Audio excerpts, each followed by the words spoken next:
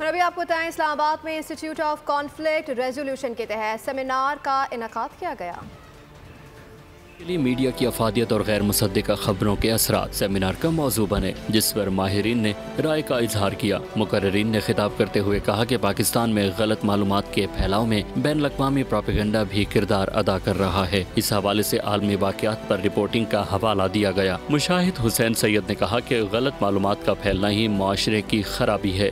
ہم نے کہا کہ تینوں پہلو دیکھ لیں، ایک سٹیٹ کا ہے، ایک سیٹ کا ہے، ایک سٹریٹ کا ہے، اور اس حوالے سے اس کا حل جو ہے نا، یہ محاذ رائی نہیں ہونی چاہیے اداروں کے درمیان یا میڈیا کے درمیان، اور یہ بھی قطعاً لگانا بھی غلط ہے کہ جی اس کو چھپاؤ یا سینسر کرو، اپنا بیانیہ پیش کریں اور خبریں نہ چھپائیں۔ پروفیسر نذیر حسین نے عوام تک معلومات کی درست رسائی پر زور دیا۔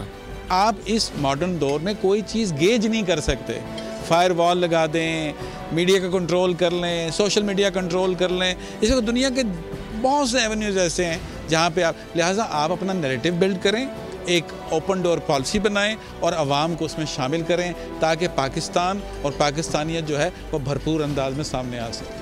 مقررین نے کہا کہ میڈیا کو غیر جانبداری سے کام لینا ہوگا اور غیر مصدقہ خبروں کے سدباب کے لیے اقدامات اٹھانے کی ضرورت ہے۔ کیمرامین شبیر احمد کے ساتھ ملک سعید آبان، بول نیوز، اسلام آباد۔ سبسکرائب کریں اور بیل دبائیں تاکہ کوئی خبر رہ نہ جائے۔